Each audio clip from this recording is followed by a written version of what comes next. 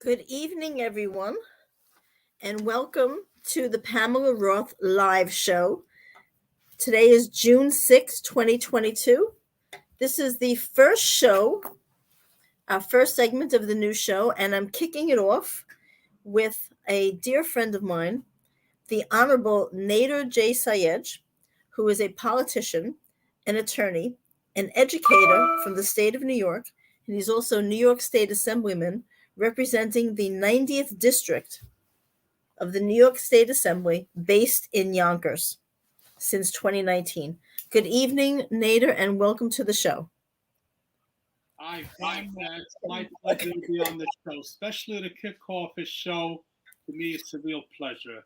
Not only are you a friend, but anyone that really undertakes the important role of communicating and making the public more aware generally promotes understanding, promotes knowledge, promotes advocacy. And that's what you do through your show and other means that really enable public officials and others at every level of government to really have an opportunity to speak out, explain, and really gain knowledge from the show and really find out what the issues and concerns. Because as a state assemblyman, that's the legislative body in New York that is considered the people's house. That's where legislation starts. So anytime somebody has a recommendation, has an idea to change educational policy or healthcare or any other policy, it usually comes out of communications like we're doing now, where somebody goes to you, Assemblyman, I have a good recommendation, or why can't we do something a different way or a better way? And that's how we sponsor legislation. When the Assembly approves it, it also gets approved to the next level by the New York State Senate, and then the governor signs off. And that's how policy is set in New York State. So I'm glad because this is an opportunity for me to expand information and gain information. So thank you, Em. You're very welcome, and I appreciate you joining us because I know you just came back from Albany, and there's been so much happening in Albany over the last week with Governor Hochul. And well, as you know, the topic for tonight is the safety of our school system in light of the horrific tragedy that took place in Uvalde, Texas. And that was one of the reasons why I brought you on to discuss that, because of your background with the school system in Yonkers and in the state of New York, but also because of your position as a New York State Assemblyman. As you said, people need to speak to the people in power and know what changes can be made, because so many people feel helpless and they don't know how to get the messages across, and they don't know how to speak to their politicians and elected officials. Well, you're right. The politics take shape at every level. And I often tell individuals, you have a local issue, you go to your city council, your village council, that's local government. And then you have a branch of county government, and people under county government have different methods or services that are available. And then you get to the state level where I am, where New York State sets policy that's statewide. So whatever we set policy is New York. But then our issue also is on the federal level, where we may have legislative pieces we pass, but then if federal law is different, then we have the problem where other states have different laws, especially with gun safety. Gun safety has become, as you said earlier, Pam, a major issue. There's a level of frustration in America, all across our country, that one incident after the other, and those of us that hear of the days of Parkland, and we hear of Uvalde and Buffalo and even Sandy Hook. I mean, we look back, and these issues and these shootings, you're talking about a decade and more, and years later, we're still experiencing the same trauma impacting school kids, especially me as a school principal for many years. For me, I envision the horror of when the media speaks about a shooting and students and staff being in a classroom and barricaded, and a gunman there shooting young children and others.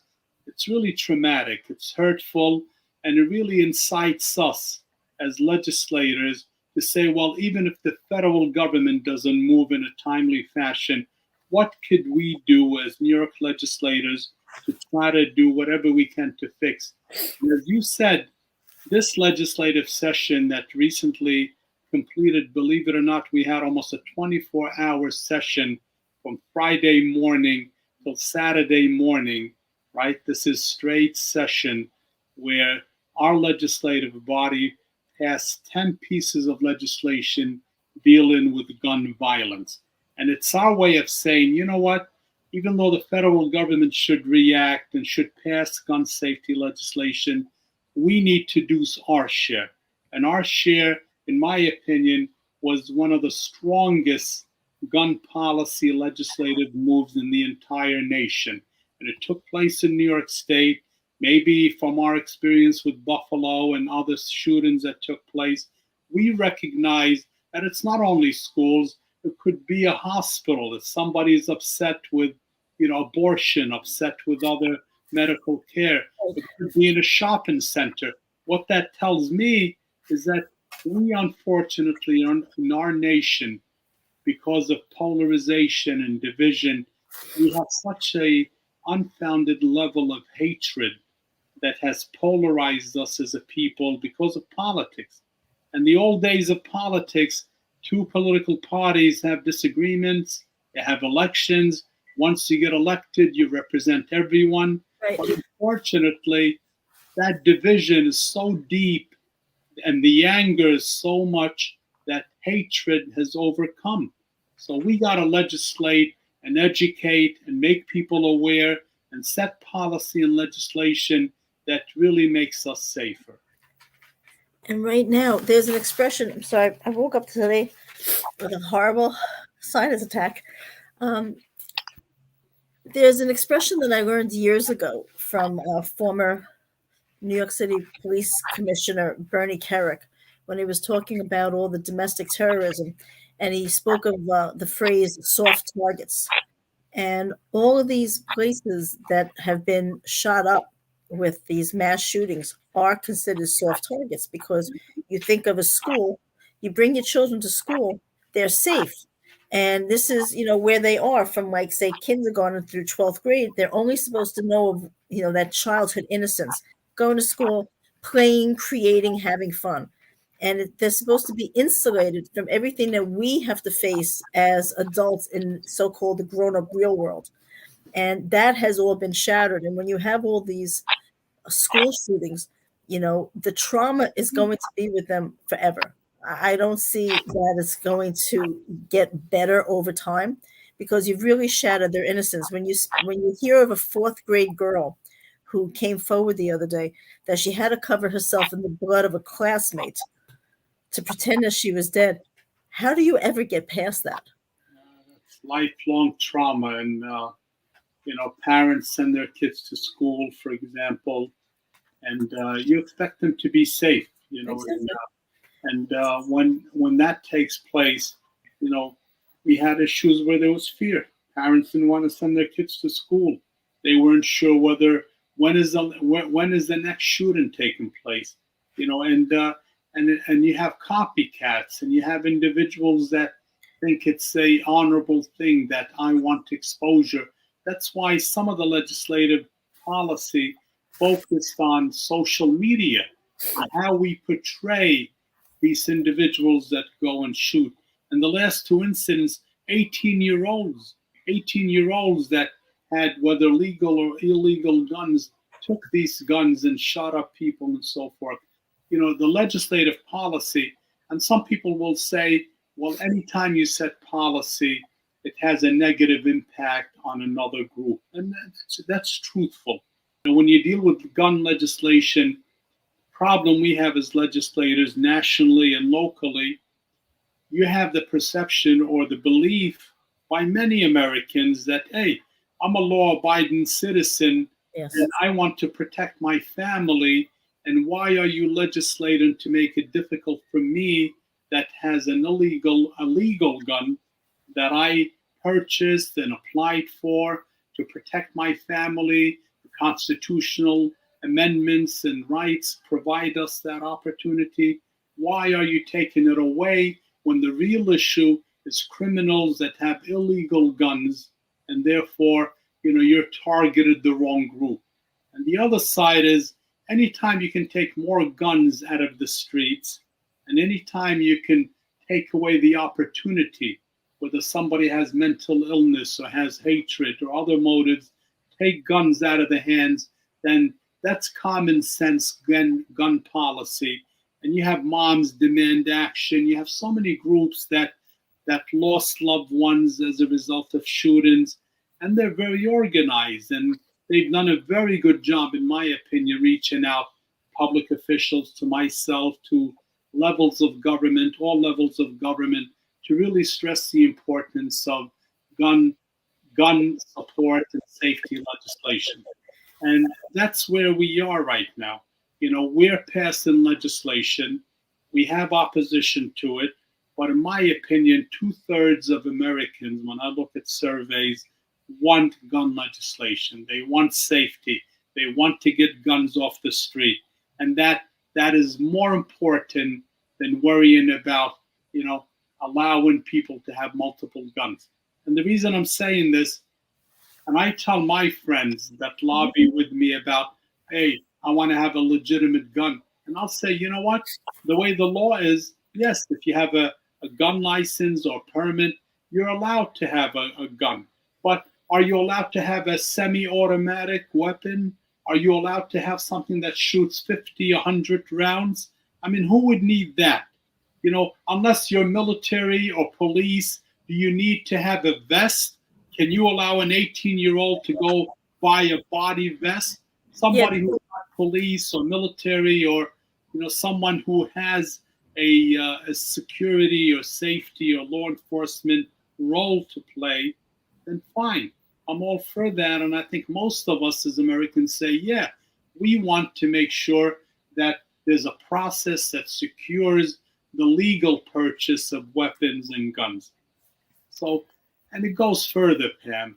I mean, we just passed ghost gun legislation. You realize that there's companies out there that are making these ghost guns where you look at pieces that they make. It's not a weapon on its own, right. But knowingly you put them together and it becomes a gun. It becomes a weapon. But it's crazy because they're not detectable. That's right. You cannot detect them. If you go through with the metal detector, it's not going to pick it up because it's made out of plastic. And now there's legislation that holds gun manufacturers liable. That was never a plan. There was immunity there.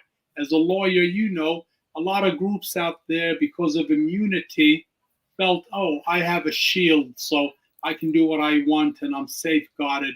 Slowly, these are backing away. These are taking those protective devices that gun manufacturers had for years, and not only in New York, across the country. And people say, well, we're America, we're a democratic society, we're safe here. The sad part, when you look at the data, we're one of the most unsafe societies. For our population, we have more guns and more crimes, believe it or not, than most countries in the world.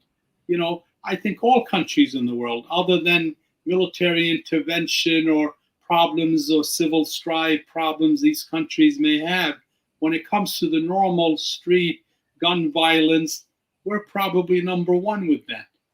And shame on us, so we got to do a better job. And it's every day that you hear about it. Just today, I heard that there was a gun battle on the upper East Side in the middle of the day. Yeah. And there's no fear anymore of, if you're having a gun battle in the middle of the street, they're not concerned about bystanders and children and having parks and schools and playgrounds nearby. It's just a free-for-all. Yeah.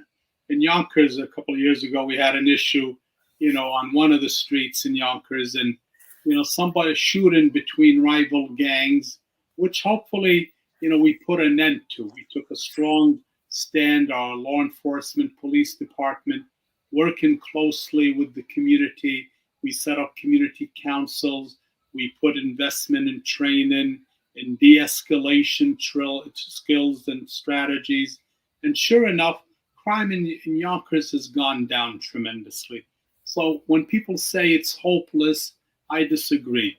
As someone that has experienced firsthand whether safety in schools or safety in the way law enforcement functions, or how you promote community input and participation and collaboration, I really believe that there is best practices. There is best practices that at every level we can apply that work really well in certain schools, certain communities and states, because of legislation and procedures and policy, that when we incorporate and put forth, then it can have a positive atmosphere and a positive outcome. And, to that point, as I said, in a city like Yonkers, where a decade ago we had issues as far as crime, today Yonkers is one of the safest urban cities in the state, and probably one of the top 10 in the nation. And when you talk to law enforcement officials, and I do talk to them, because whether it's bail reform, whether it's other strategies, and there's conflict both ways, I like to get to the source. It's our legal training, it's my educational training. I like to get every perception. I like to get every opinion, and then I look at best practices, and that works. Best practices when it comes to getting guns off the street, in my opinion, involves legislation like we did in New York, and some has been around for a while, even dating back to Ronald Reagan. People don't realize back then, when Reagan, there was that assassination attempt on Reagan, and then they had the Brady Bill. The Brady Bill was basically a bill that the government at the time, the federal government, said, you know what, we got to have background checks on anyone purchasing a weapon. People say, well, that's my right to purchase a weapon. Yeah, but you know what? If you have mental illness, or you have a history of incitement on social media and talking about hate, then you know what? You shouldn't have a gun. If you have a history of domestic violence, or you have spousal abuse or children abuse, then you know what? There should be a high risk for you to get a gun. And judges should have the discretion of saying this person shouldn't have a pistol or a rifle, or especially a semi-automatic. And right. And you talk about semi-automatic weapons, like the ones that have been used in a lot of these mass shootings. What is it, the AR-15? These yeah, assault rifles. yeah, that's Everyone wants to talk, right? Everyone wants to talk about, like, yes, you have the Second Amendment right to bear arms. But back in the days, if you want to look at the real language of the Constitution, back then it was a musket. Yeah. There was no AR-15 back then. It was a musket. But even a lot of my colleagues that represented communities upstate, for example, one of the bills we passed. By the way, we passed 10 bills this past week. This session, we passed 10 legislative bills, and we'll go over them just for the audience to know some of the things that we feel, can help us, the bottom line, get guns off the street. So, well, these bills, because I was doing some research before bringing you on, Governor Hochul signed bills this week aimed at strengthening the New York gun laws. Yeah. And also, if I'm not mistaken, also to protect schools. Well, school protection, for me is crucial. Mm-hmm. I was a school principal in addition to being an attorney for some 30 years. And in an urban school district in Yonkers, not only did I promote high test scores and increase morale in schools and motivated parents and students to feel a sense of pride and increase their self-esteem, we went a step further, because as a legislator, I've lobbied hard not only for educational funding, but lobbied hard for support service funding to make sure that we can address the mental illnesses and emotional and physical disabilities and other concerns. What we realized when people are homeless or people are committing crimes or drug addiction or other concerns in society, most of the time when you look at the core is problems these individuals had when they were young and when they were school age. And what has happened, which is really a society concern, in my opinion, is there was a lack of adequate services. As a Correct. principal, we know that when schools get their funding, if there's a lack of adequate funding, and it happens year after year, unfortunately, you're mandated as a school district, and I served as a board president, so I know the policy procedures of the legislation of school education. From that perspective, if classroom instruction was mandated, what was not? Support services were not, so you had cuts over there. Music classes were canceled, art. After school programs to keep them off the street.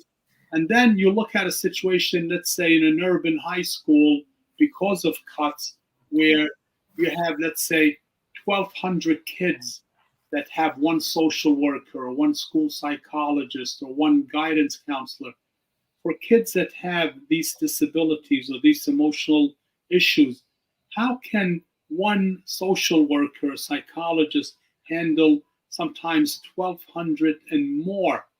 How can you give that one-to-one need? You can't.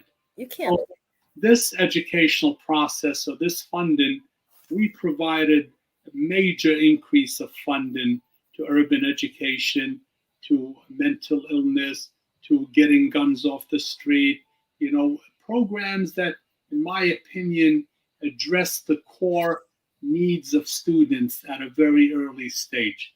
And I know that when you give these children those skills and you get them to graduate high school and get them to go on their way to college, they're more inclined to do well, to seek a career and stay out of trouble.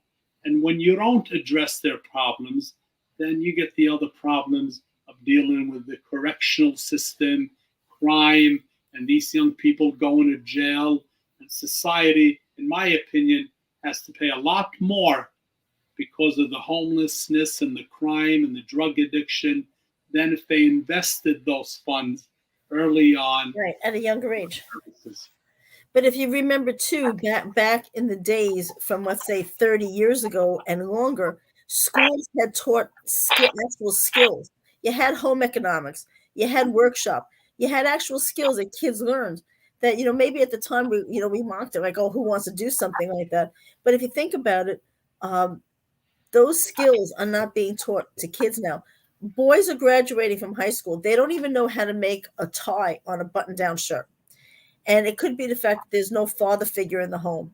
So they're not even learning something to that effect. They're not learning how to go out. Then when they have to get a job, like one-on-one skills, how to even interview, because they are so focused on tweets and short characters and texting, and they're not prepared for the real world. And personally, I think programs should be brought back into schools to teach kids life skills. Kids are growing up now. They're getting out of school. They don't even know how to open up a bank account. That's so true. And it's sad because, I've spoken to a lot of these kids and I asked them if they know how to open up a bank account. And they look at me like, we don't need a bank account. What do you mean you don't need a bank? Of course you do. But something, I think they're embarrassed to say that they don't know how to open one. So they'd rather just pass it off saying, oh, we don't need one. You're right. Well, civic awareness, something as a board president and as a principal initiated many years ago with career development programs, finding job experiences, got federal funding where we gave students stipends to work in their senior year in high school. We initiated programs in high school where many of our students now get nearly almost a year, in many cases, a year of college out of their way, because we know for a child to do the normal coursework, what happens in their senior year, 12th grade? All I need is a few credits, right. And then they don't focus on instruction. So now that senior year, and sometimes even the 11th grade, they're taking college credits where we make arrangements with local colleges. They're very cost effective. We get grants to pay for it. So many of our kids go to college and they finish a 4-year program in 3 years. In 3 years because they completed a year in high school. That keeps them highly motivated, productive. As to your point, we initiated a lot more life skills program so that they can learn how to put a resume together, how to pay insurance, how to get a driver's license. If they have an immigration problem, how to apply for citizenship and really get on the right track. These are skills that weren't available. Now we even passed legislation where you don't have to wait till you're 18 years old to vote. Now in your 17th year, in your senior year in high school, you can register, pre-register. So when you go to college, you go elsewhere, not only are you registered to vote, you're given skills about civic responsibility. And now, if you follow the election turnout the last number of years, the highest number of young people that are speaking up, that are having a voice, and I love that. And I say, hey, you're the future generation. Exactly. You got to speak up. You got to tell us what your needs. And they're coming to us. I got so many conferences with young people on clean energy, on environment, and they're telling us, saying, you old-timers are killing our world, for our generation. We want you to pass legislation to get rid of fossil fuel and to promote a more, green society and clean energy. Now they just passed legislation where all state buses got to be electric. The counties are doing that now. People, it's amazing how even 10 years ago, the thought of transition into clean energy and electric cars and, and emission control was something that was far-fetched, but it's happening. Last year, we passed legislation to get rid of plastic bags, where years ago, people went shopping and you wouldn't think about, oh, how can I go shopping? And you'll get rid of plastic bags. Exactly. You learn about tons of plastic in the ocean and how the pollution and how the environment, and you look at climate control and climate change. That's where young people are saying, hey, our ozone level is being destroyed. Our Earth, Mother Nature, you're destroying it. Save it for us, for our generation. Right. The polar ice cap is melting. Yeah. For the longest time, it was mentioned and everybody poo-pooed it, saying like, oh, listen, the Earth takes care of itself. Sure, the Earth will take care of itself when we're all wiped out, and then it'll start all over again. Yeah. Earth is saying, hey, work with me a little bit, don't abuse me. And we know whenever there's abuse in anything in life, it's not a good thing. So these type of legislations are crucial, but my opinion is, even though we're looking at gun legislation because we're realizing that's an out-of-control problem, we got to look further. We can't just be reactionaries. That's a problem in our government and society. We wait for panic to occur. We try to deal with it. I'm looking at school safety. I'm reaching out to Board of Ed presidents in my region, to trustees, to superintendents, and saying, hey, let's look at what has been a best practice, when it comes to school safety. And as a principal, I develop extensive programs, and even as a board president, initiated in a school district like Yonkers, where we encourage greater school law enforcement communications. Like a ratio. For example, now we have security cameras in our high schools and school buildings. We have a system set up where those security cameras and communication devices are open between school officials and local police. So God forbid, if there's an issue that needs immediate law enforcement involvement, it's within seconds that setup is set up. You have a buzzard system, for example, that promotes an emergency status immediately. You have a new mechanism that allows security to be, for example, in one major entrance for anybody who wants to come into a school building. comes through that main entrance. But that doesn't, for example, stop people from leaving the building, because we know from experience, you can't say, like some people are saying, well, close every door, barricade them, and have only one. That's even more dangerous. God forbid you have trauma, you have a fire, you have an emergency. You want people to be able to exit the building safely. But having said that, I knew that sometimes, whether it's a gym door or some back door of the school, where staff members may leave it open or put a piece of something to keep it open. Yes, the door propped open. So fellow staff members can come and go and get their lunch and go to their run out, have a cigarette, come back in. Exactly. I mean, that's dangerous. So I witnessed that years ago, and I made a point of stressing how urgent safety was and making sure that, there was reprimand if anybody was caught, and there should be security cameras at all entrances. That's part of the solution we're recommending, and there should be a regular checkup, because sometimes these handbars on doors get locked, or they get loose, for example, or hinges get damaged, where anybody with a credit card or any instrument can open a door.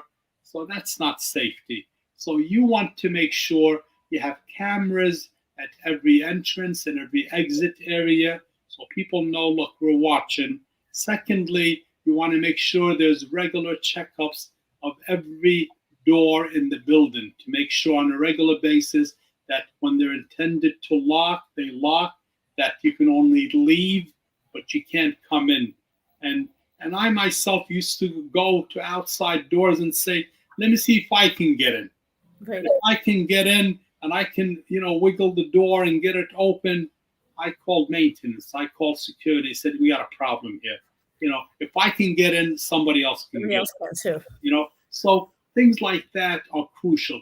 Professional development, staff training becomes important, so that, if there's an alarm on the loudspeaker, there's a problem in the school, teachers know there's certain codes, that's in different schools are different, where, teachers are told lock up your doors and have the kids go into the back closet and so forth. These are things that years ago, if you remember the days of the air drills, they used to teach children to go under the desk, in case there's a bombing or whatever. Now it's more severe. Now we worry about somebody running into a school and shooting at children and kids. Well, it's funny, because I grew up in Washington Heights, and in those old buildings, that's not there anymore. Those old buildings, as you drove by, some of them, they had a symbol on the outside of the building. It was like a yellow sign with like black, shit on it, that let you know that there was like some sort of a shelter in there in case of anything happening. Oh yeah, but now we passed legislation that makes background checks part of the process. We passed legislation where now in New York State, where the age to purchase a semi-automatic was 18, now it's 21 years old, for example.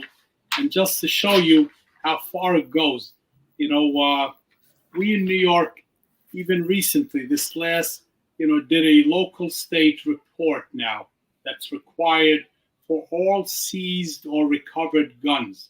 And that all goes to a shared database, what they call ATF, part of the Federal Alcohol, Tobacco, and Firearms Agency. This is something that was lacking. Problem is, we found out no matter what we did to try to get guns off the streets in New York, they were bringing the guns from Georgia, from Texas, from Carolinas, from Virginia. Right up. So now legislation that develops this common agenda, common database, local and state and out-of-state officials to communicate with each other as far as, the guns and the purchases and the data of who's bringing and buying guns. That all, in my opinion, lessens the amount of guns coming into New York. And then now they have a new policy we passed, micro stamping. so that every gun manufacturers have to put a microchip that, for example, is on every gun, so we know who the weapon belongs to, who made it, if it was purchased by who, when it was purchased, where it was purchased. Some people say, "Oh, that takes away confidentiality." Well, you know what? I'm all for individual protections and opportunity to speak up and constitutional rights, but then we as legislators, as a society, have to look at the needs of the general public. And when sometimes your individual rights are not as strong as society or general public, then we got to modify. Right, but it has to be public safety versus the right to privacy. Well, that's it. You as an attorney, we learned many years ago when we talk about the right to speak. We point to an example of a movie house when it was packed and it's dark, and a person goes, "Well, I have a right to speak up and voice and say what I want, so I can rise out in a dark, packed movie house and yell fire." You know what happens? You're gonna get a stampede, run out, stampede, and you're gonna have so many people. No, you don't have that right. So right, you don't have the right to incite violence or to incite any sort of a riot. Exactly. So that's where our role really is to say, you know what, things are getting out of order, school situation. But then, like we said last week, the medical doctors were killed and people in the healthcare facility were killed, because somebody felt, "Oh, I didn't get the treatment, I'm still in pain." Imagine somebody whether had back surgery, "I'm still in pain." Well, sometimes surgery doesn't get away the pain, so do you go around and that gives you grounds to go kill and shoot at a hospital, or in Buffalo, innocent people at a supermarket, or people in a church, to go to people praying in a mosque or a church or a synagogue and start shooting at people? Or how about and at the gay bar, the gay club down in Florida? If somebody has a disagreement with somebody's preference, to go into the gay bar in Florida, I think that was Parkland, and to shoot at people and so forth, and it's sad because it's not one pattern, but but again, what's the source of that? You look at the last presidential race, and I've been involved with politics 40 years, and I've never seen the division and the polarization we have now, to the level where there's hate. Years ago, there was a difference of politics, and, we as a country, most of us believe in mainstream government, mainstream politics. What has happened in America is you've developed a situation where you lost the mainstream and you have, the extreme left and the extreme right in our society that are trying to drive the two major parties one way or the other.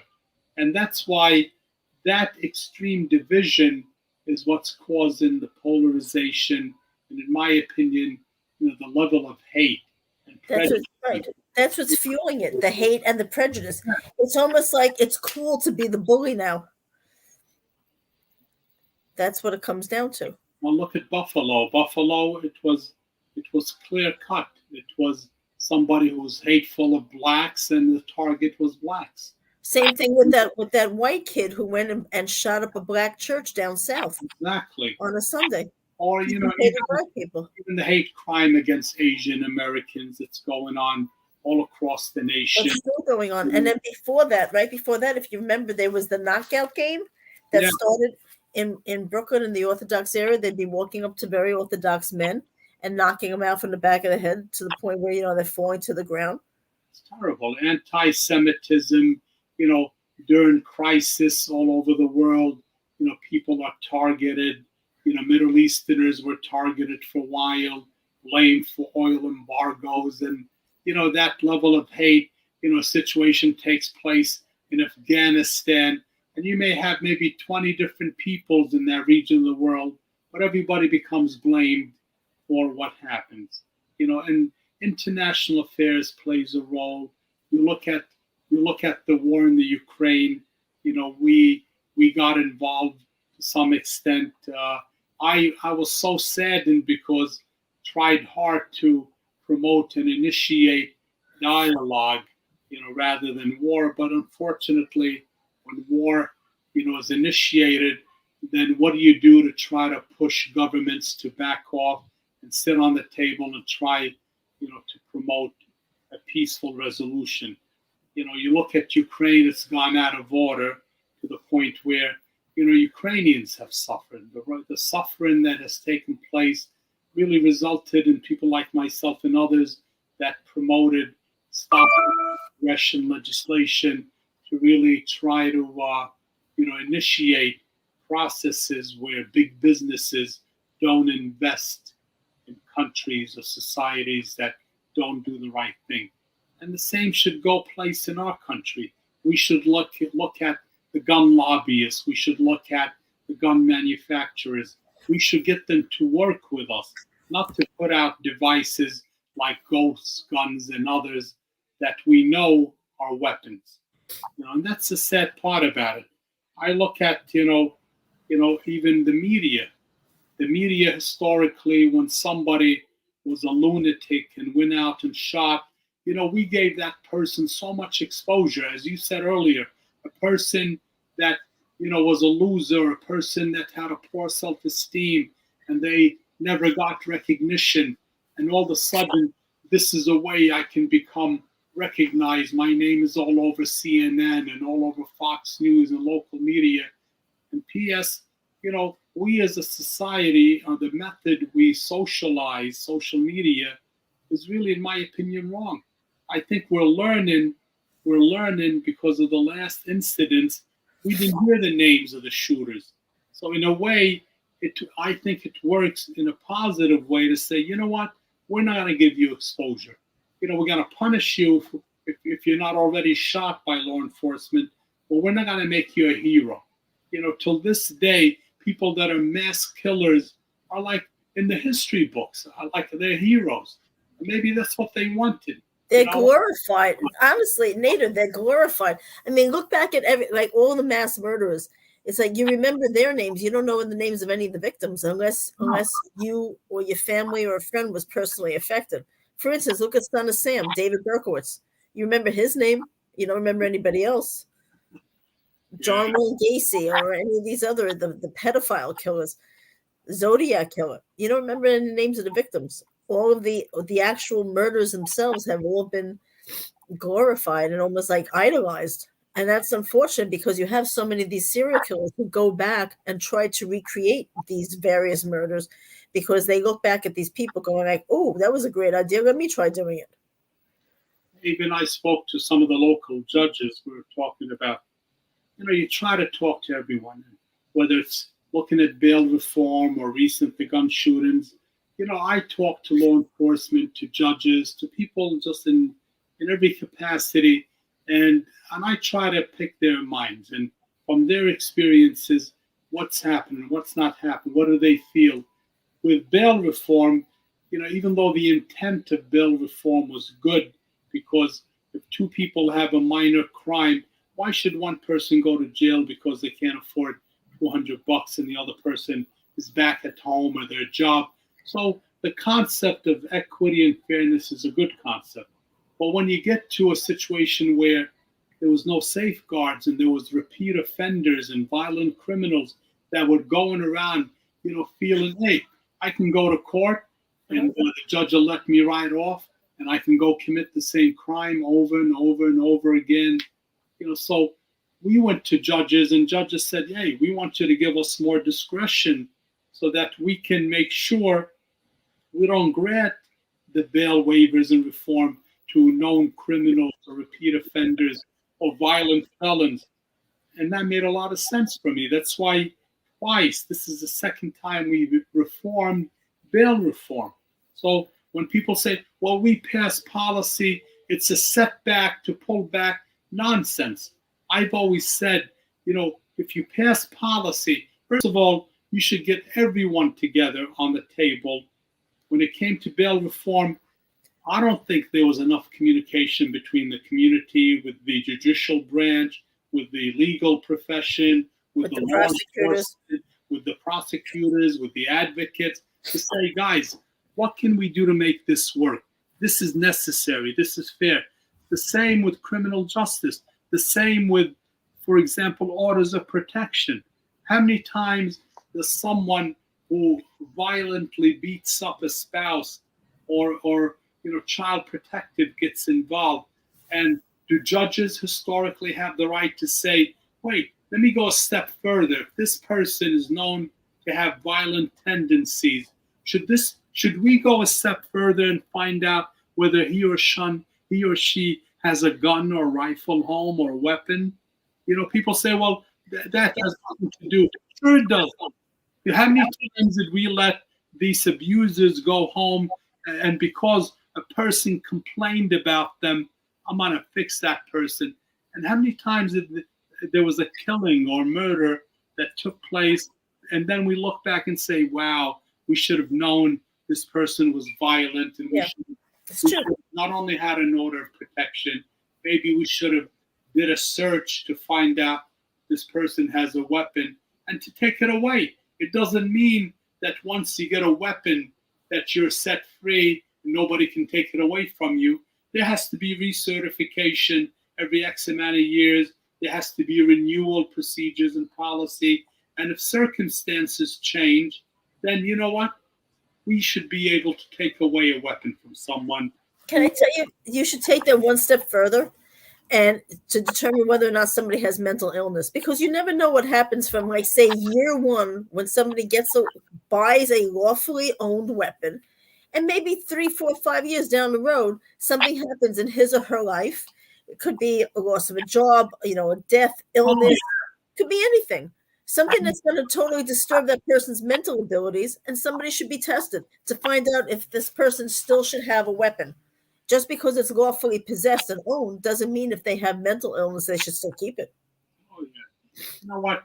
We took for granted somebody blurts out a negative statement. Oh, he was just angry. He didn't mean it. But now there's new legislation, part of what we passed in New York, that if you blurt out and you make statements that incite or state that you're going to kill or you're going to mass murder, that's a crime in itself. People said, well, if it's only words, it doesn't matter. But you know what? We're learning from all these killings that took place that people say, well, yeah, he or she, he in most cases, used to state or blurt out he was angry and was going to kill and hurt people. Shouldn't that be enough? That's where we have to be proactive.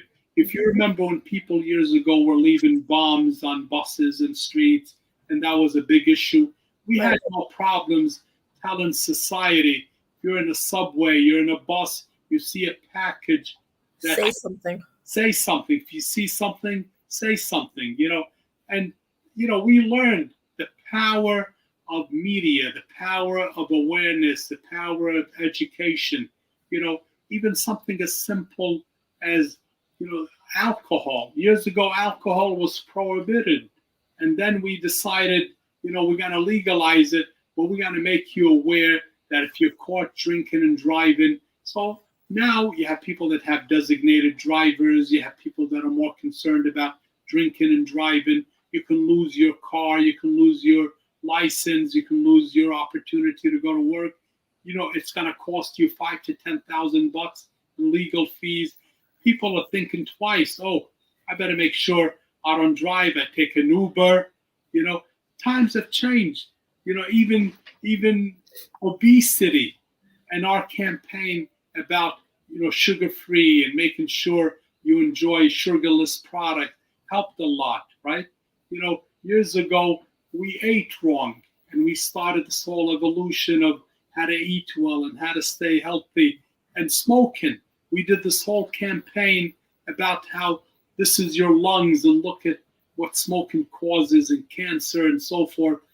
In my opinion, when I was a kid and in a small room, my parents had 20 people over, relatives and others, 17 out of the 20 were smoking right in the room, right? Today, if 1 or 2 out of the 17 or 20, they're going outside to smoke. So people say, well, the message doesn't matter. Nonsense. I think when we put our mind to it and we begin to educate the public, for example, on the need to get the public more involved, make sure that we reject any form of extremism politically on every end, left or right, and really begin to develop back what I've been preaching as a legislator: mainstream government, mainstream legislation. Let's put the rhetoric aside, put the extremism aside, and really get our country back to where I think it needs to be, where it's mainstream America, determining legislation on gun policy, finding a compromise between constitutional rights, individual rights, and the rights of society, and the rights of the victims. Too often, we don't talk about the victims. When we talk about, even now, the talk about clean slate is a big debate in New York, where if somebody serves their time in jail, in the correctional system, Right. should be allowed to start their life again. And I'm all for that. I'm all for second chances. I believe people, deserve a second chance. But then you got to look at the history. You got to look at the type of crime that was committed. Correct. You got to think of the victims. We too often we put the victims aside, and that's not fair. Yeah, but at the same time, Nader, that's when the victims are allowed to make a victim impact statement, of course, as you know, at the time of sentencing. But they should also have that opportunity at parole hearings, which I believe they do. They're allowed to submit a letter at a parole hearing, whether or not this person should be allowed to be paroled or pass it until another time.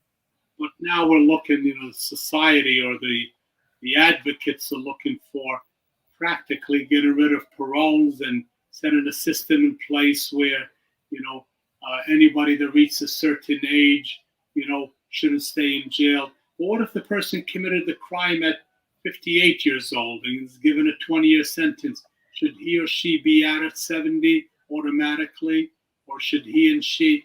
I'm all for, if you serve your time and you've had good behavior, then we're passing legislation, which I think is necessary, where if you're stated to leave jail within a certain time, we as a system, should make sure that you have a GED. We should make sure you have training. We should make sure something as simple as having ID. You know how many prisoners leave sometimes after many years? They don't even have ID. They can't even go get a job. They can't even go to school because they haven't had any counseling or preparation. It's like somebody who's homeless. And we all deal with people. It's a big problem in our urban settings, sometimes homeless individuals. And the answer generally, well, if we find a housing for that homeless person, that takes care of their problem. And I say absolutely not. Again, I put on my educational cap on, again, what we opened the show with, how the lack of support services and counseling and psychiatric and psychological, the impact of that is still on that homeless person. 9 out of 10 times, that homeless person became homeless because of lack of job skills, a lack of education, a lack of a degree, a lack of, if they have a drug addiction problem or other concerns or criminal problems, then unless you address those problems and really help that person, not only put them in a facility where they have a room or a home, but you know what? Part of helping you find an apartment or place to live, you must also join or be involved with support services units or services we have available. So that if we provide you with housing, we're looking now to a ton of funding that we provided recently to many agencies to say, you know what, tie in homelessness to affordable housing, tie it to support mental illness programs. This way, the person who had issues that brought him or her to homelessness are addressed. And then earlier you spoke about high school. Yes. And the kids that are fatherless, don't have positive images. We started, and it's now a national program, My Brother's Keeper. a terrific program where largely Black and Latino and disadvantaged young men and women that lack that counseling, that guidance, that mentorship. And we sometimes underestimate that. But a kid in an affluent society that has all that service, has a much greater advantage than a child in a disadvantaged neighborhood, economically, socially disadvantaged. So this program brings in some of the top successful, not only minority, but other mentors and business people and professionals that now take on the role of mentoring either at least one, sometimes even multiple students, where they're like their unofficial mentor and parent and advocate. And let's fill out your college application. Let's make sure we do this. Make sure we sign up for the SAT score, test and preparation course. Let's make sure we think about careers. Let me have you shadow. You like to be a doctor? Let's bring you to a doctor's office and shadow this doctor. You want to be a lawyer? I want to hook you up and have you sit in court, or have you go to a local attorney that I know and have you sit and spend time. You want to be a legislator? There's an internship in the assembly office. So go there and learn how legislation, how policy takes place. And the result is amazing. A school district like Yonkers is over 75% disadvantaged, free and reduced lunch, minority population. Over 2/3 of the population is minority, Black and Latino. And guess what? Yonkers, New York has one of the highest urban graduation rates, not only the state, probably the nation. Over 90%, even higher than local affluent Westchester communities. Yonkers has a 90% graduation rate. So when you look at what is that attributed to, what we're talking about. And I'd like to hope that I had a little role in that, in my capacity to promote transparency, after school programs. In fact, at my school for many years, not only after school program, I had Saturday Academy. Imagine kids coming Saturday, but we provided fun activities with learning, snacks. We did a lot of cultural, civic events. We had morning instruction, right? So a kid can come earlier than the 8:25 in the morning start and have maybe half an hour of math instruction or other fields. Right. And that's making up the difference. So for urban kids that don't have the resources to go to, tutors and their parents buy them expensive books and equipment to help them and monitor and coach them, we need to provide that for our children.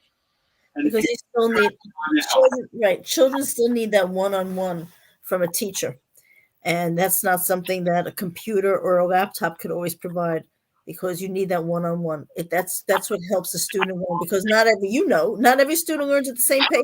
Well, speaking about technology, we learned the last couple of years with the pandemic, with COVID-19, where we had to close in-class instruction and kids now have to be taught online. How many of these kids had the proper technology? How many of them knew about the technology? What about parents? Too often we ignore the role parents play. That's why for many years I promoted adult education, so that the parents of the children we deal with are told and encouraged, come to after school. We have the busiest after school with morning adult education, afternoon, evening education. So even if you're a minority or an immigrant parent who works, we're saying to you, you should learn English. Not that you should learn your language at home, because I'm a big advocate of global multilingualism. Here in America, we're lucky. We think we're lucky if we learn English well enough. But then you look at the rest of the world, we've become a global society for jobs, for careers, and you realize that the kid who's coming from Latin America or Europe or the Middle East or the Far East, they're talking 2 to 3 languages. Yes, they are. Now with international corporations all over the place, Are they going to hire the foreign child who speaks 2, 3 languages, mind you, English fluent also, or the American graduate who speaks English? That's what's happening. Nader, I grew up in a multilingual family. My grandparents are from Turkey and Greece with Spanish background, and they spoke between them 7 languages. 7, 9, wow. Fluent. The average was 3 languages. You go to Lebanon, you go to Jordan, you go to, Spain, you go to different areas of the world. It's amazing how, it's like a norm that they're bi and trilingual, and I'm amazed when somebody tells me I speak 3 languages or more. Your mouth opens like, wow, that is amazing. And there's no better time to do it than at the lower grade level. Yes, because when they're younger, it's almost like I called my son SpongeBob because my son spoke 2 languages because I sent him to parochial school. So it was English and Hebrew, and I was teaching him that at home as well. And I grew up with Spanish, French, English, Hebrew, and my grandparents spoke Greek and Turkish and a couple of other languages. And they could switch to one to the other. And it was funny because they would always speak in another language that they knew we didn't understand, so they could talk, like grown-up stuff, so that we didn't have to understand what was going on. Well, I'll tell you, it's like I said, as a principal, some of the best recommendations that I've had that not only allowed me to set procedure for the school itself, and you're talking about schools 600 to 800 kids and more, where sometimes a child would say, Dr. Sayegh, why can't we do this way or that way? Or sometimes a parent may come and say at a PTA meeting, maybe we should line up the kids a little different or set up the bell schedule a different way so kids are not crowded in the hallway. So, that makes a lot of sense. So you sit down, you modify, change takes place. And some of those, what I call best practices in a school, I took them with me as a president of a board of ed and said, you know what? At a school I was at, we did X, Y, Z that really was extremely effective and beneficial. Let's make sure we do it district-wide. We had professional development where we had administrators educate each other. So if an educator had an excellent program in his or her school, well, let's do professional development, and we don't need an outside consultant. We have Mr. Jones, who initiated a tremendous safety security program in his high school. Tell us about how you did it. Right. Or this individual at a middle school, increased test scores by doing ABC and had, for example, a student of the month program where, each month on the main bulletin board in the hallway, each class nominated a boy and a girl from that class to be student of the month. Their pictures were up, the PTA got involved, you had a breakfast, you gave them a nice medal, like something like this, right. Student of the month, and you give them a certificate and you invite the local media to film it. You can't believe the desire within every class who wants competition. Sure. Right? And then, somebody said to me, one kid said to me, yeah, but Dr. Sayegh, I was November student of the month. So, I had it already. So my teacher's not going to pick me again. So why should I work hard now? I said, you're right. So we initiated an end of the year event where only students of the month in good standing, right? In good standing celebrate. I mean, you're talking about rides and food and barbecue. We had local businesses and PTA, and you had clowns and you had magicians, and it was really a fun with a band, a DJ, and music. But you're only invited if you were in good standing. Right?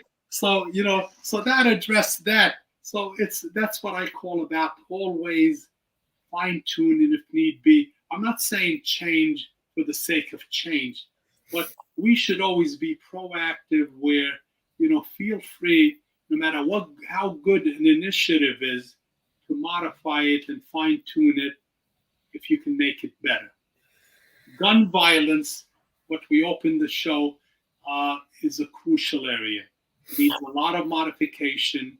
It needs a lot of balancing where you want people to protect themselves, but you want to initiate so many safeguards that stop guns from coming into our community, gets illegal guns off the street, monitors who's applying for licensing, who potentially may be dangerous, who's inciting violence and threatening people. Now it's a crime. It's not just, well, he just said this. Now you can be criminally liable.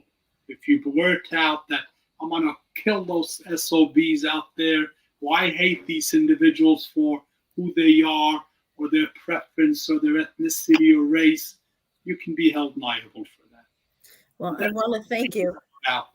I want to thank you for joining us tonight. And also, I just want to tell everyone real quick, you are running for re-election of New York State Assembly in the 90th District. Is that correct? That's correct. I represent the 90th, really, is the city of Yonkers. As I said, the third largest city in New York State. And I was elected in 2018. And I went to Albany as an educator to fight for equitable educational funding.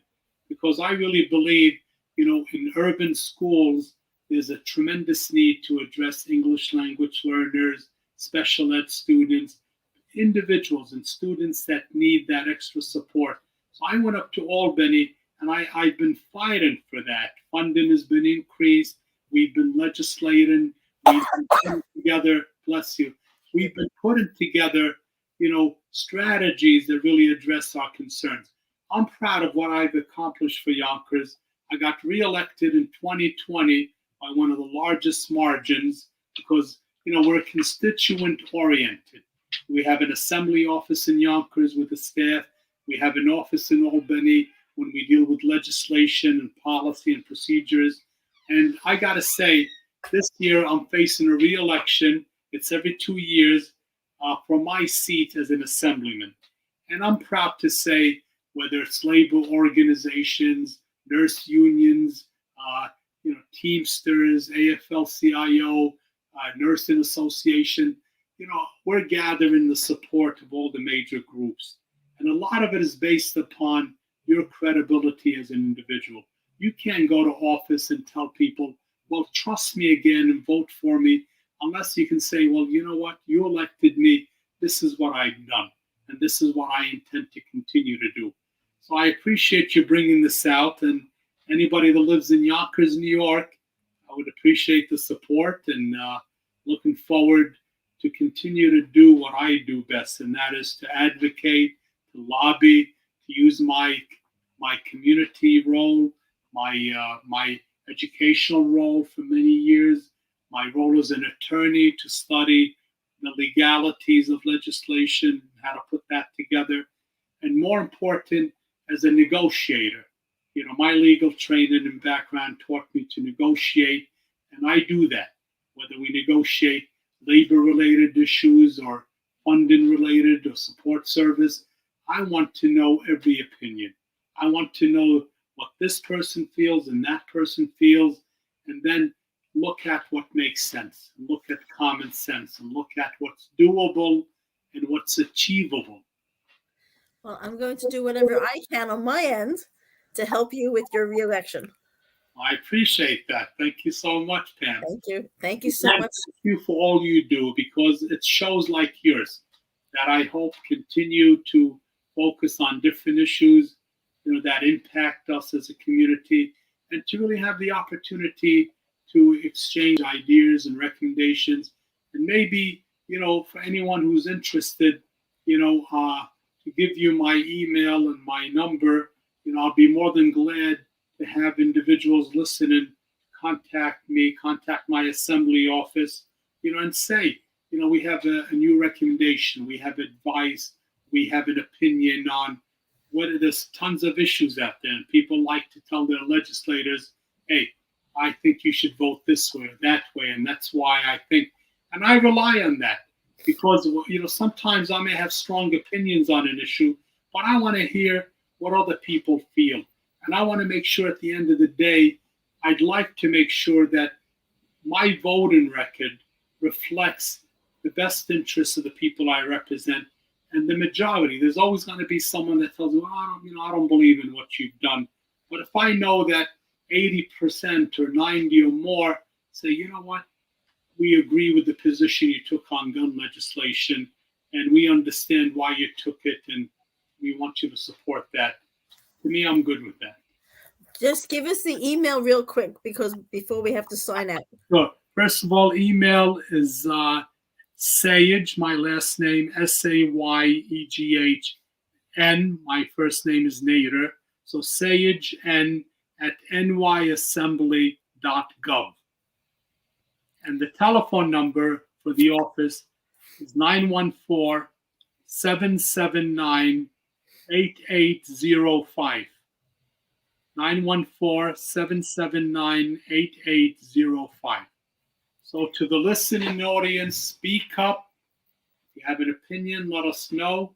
If you have a recommendation, let us know. And our job is to represent your best interests. And Pam, thank you very much for your show. Thank you for the opportunity.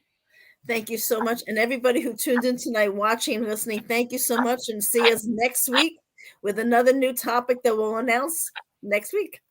Take care, Nader. Take care. Thank you, Anthony. Take care, everybody. Bye-bye. Bye-bye.